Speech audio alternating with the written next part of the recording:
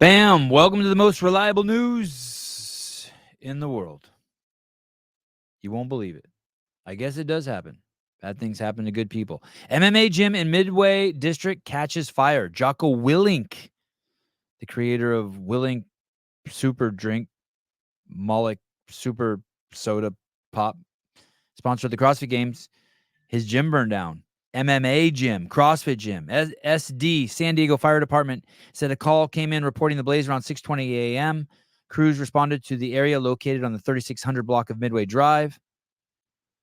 You can go to Jocko's Instagram account, and he walks through the building. You can see the carnage. The early morning fire was a wake-up call for the head coach and co-owner who was asleep in an attached apartment. Smoke was around me. It's not a good feeling to wake up. You could see my hand in front of my face. You could see it or you could not see it. It says you could see it. You could see my hand in front of my face. I was looking for my shoes. Then all of a sudden, you can't see your hand in front of your face. Ah, I see.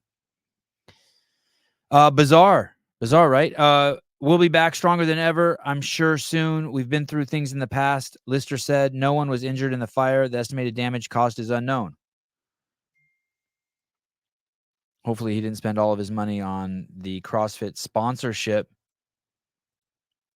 so that he can afford a rebuild and the increase in his insurance costs. As we know, the sad story of Myra from Training Think Tank passed away the other night in her sleep. 43-year-old games athlete. Causes unknown, although reports are trickling in that it was some sort of blockage, a clot, a stroke, or a heart attack.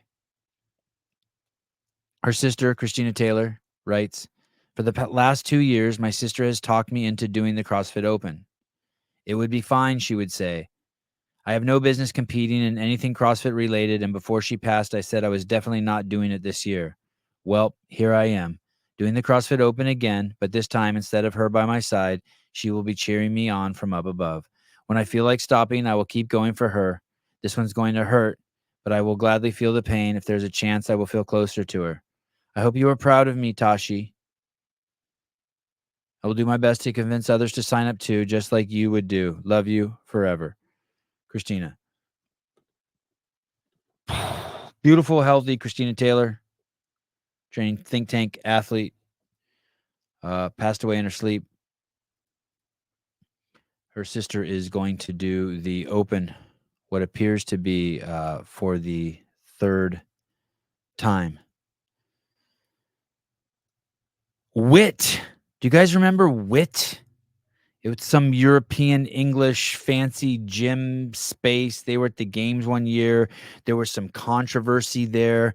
Glassman got really pissed that it appeared that they looked like they were going to be selling training seminars, and yet they were at the CrossFit Games. I don't know if we ever got to the bottom of that story, but I will tell you people were fired at CrossFit HQ because of the relationship with Wit, or at least that played a huge part in it, maybe a straw that broke the camel's back, inviting someone in who is a direct competitor of CrossFit in the training space.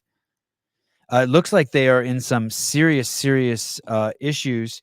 Reports are saying that they owe Tupood 5,000 pounds approximately, Airwave about 9,000 pounds approximately, Amex 30,000 pounds approximately, Bear Complex 92,000 pounds approximately, Born Primitive 5,000 pounds approximately, Alico 4,000 pounds approximately, our beloved GoRuck, sponsor of the games, 2,800 pounds. LSKD, Woke KD, 20,000 pounds. Nike, Super Woke, dipshits, 272,000 pounds. They owe Noble, it appears, according to reports, I can't believe this is real, 773,000 pounds. They owe Proven, Puma, Reebok, Toe Spacers, that's using the word beloved a little more accurately, and Tier. They owe Tier 50,000 pounds. It's also reported that they owe their athletes 26,000 pounds. They appear to be what some reports are saying $6.8 million pounds in the rears. Fraser Group, owner of Everlast Gyms, has acquired the assets of Wit Fitness from administrators RG Insolvency, adding the brand to its portfolio. I wonder how that brand is doing. Everlast Gyms. Because I can't imagine Tom Brady's fitness, whatever he was doing too well when it merged with Noble. Prove me wrong. Prove me wrong. Thank you, Greg Glassman, for everything you've done. Please, thank you, thank you, thank you, thank you. If it wasn't for you, I probably would get duped by shit like this. Brace yourself, people. If you're not sitting down, you need to be sitting down when you hear this. The CEO of Kellogg is happy to say that more people are eating cereal for dinner. In fact, the company is leaning into it and intentionally advertising cereal as a dinner meal for the cash-strapped families. Bidenomics dinner. Bidenomics dinner. Been quite affordable, and it tends to be a great destination when consumers are under pressure. So some of the things that we're doing is first messaging. We got to reach the consumer where they are.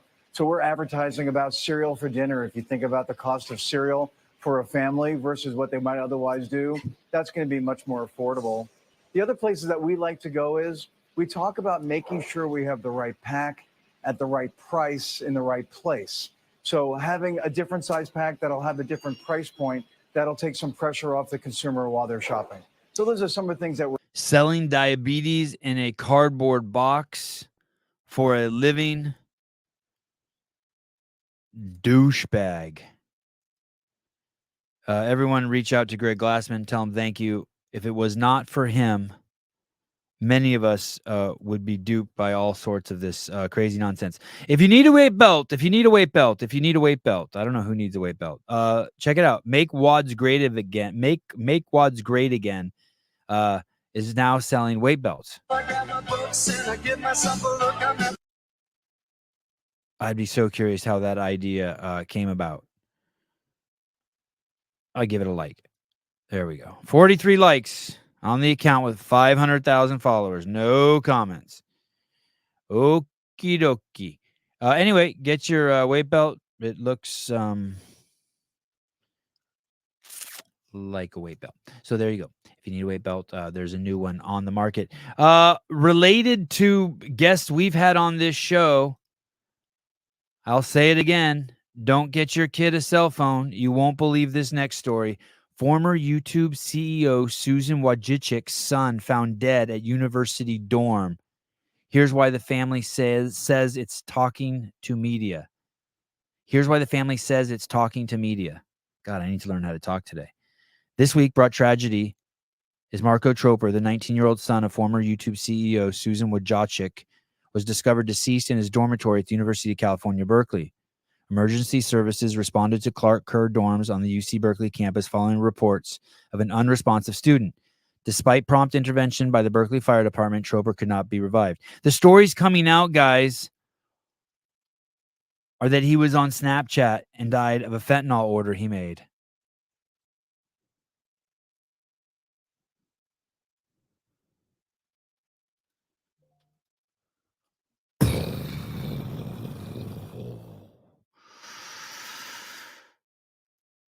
And in the same news, we find out today that Hayley Adams is actually no different than the rest of us.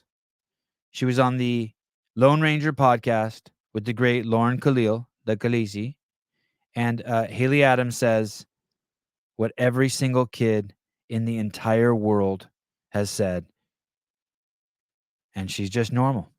All of that at a young age and having eyes on you and just people commenting on the way you look and it basically nonstop is definitely one of the hardest things that I had to deal with and try to, figure out, because one of the hardest things she's had to deal with is people commenting on how she looks nonstop. I wonder how that compares to Kevin Ogar losing his legs. Anyway, just saying. Again, it's like, okay, well, I'm supposed to be strong and I'm supposed to be like putting on muscle, but not too much muscle.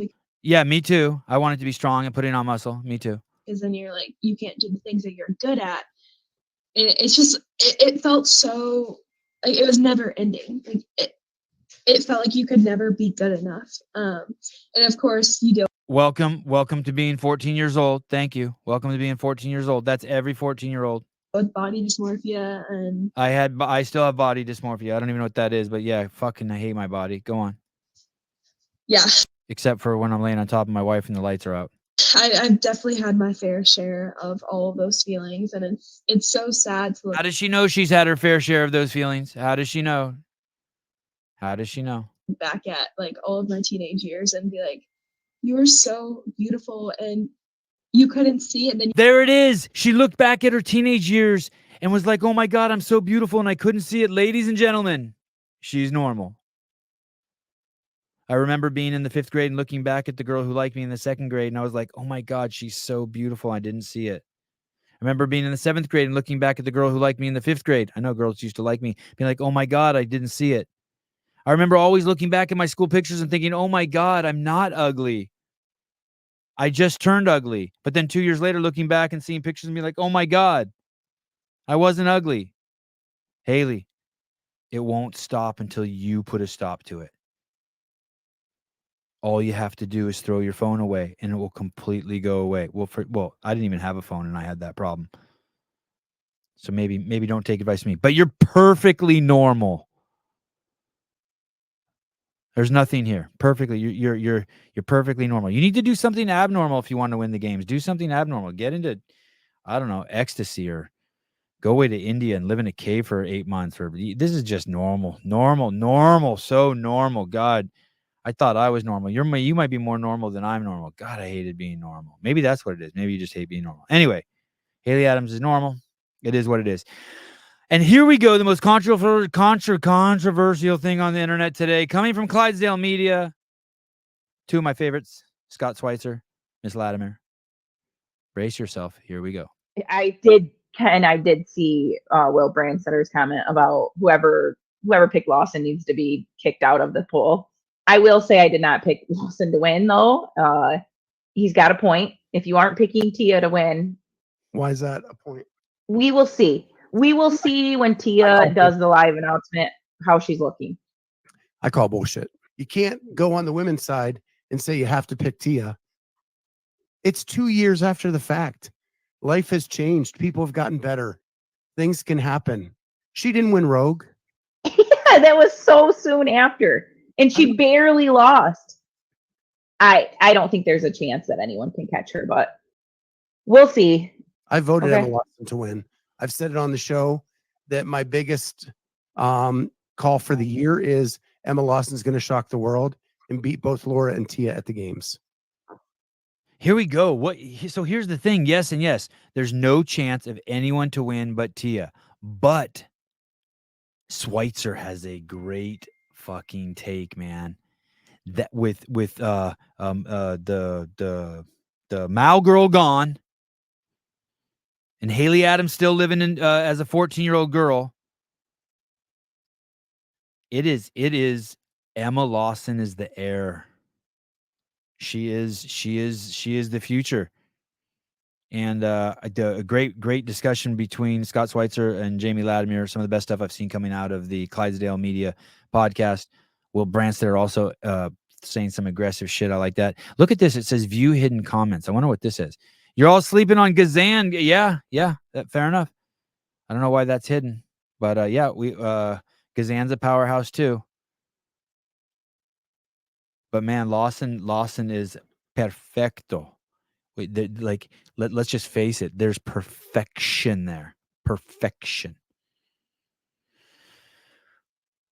Bye-bye.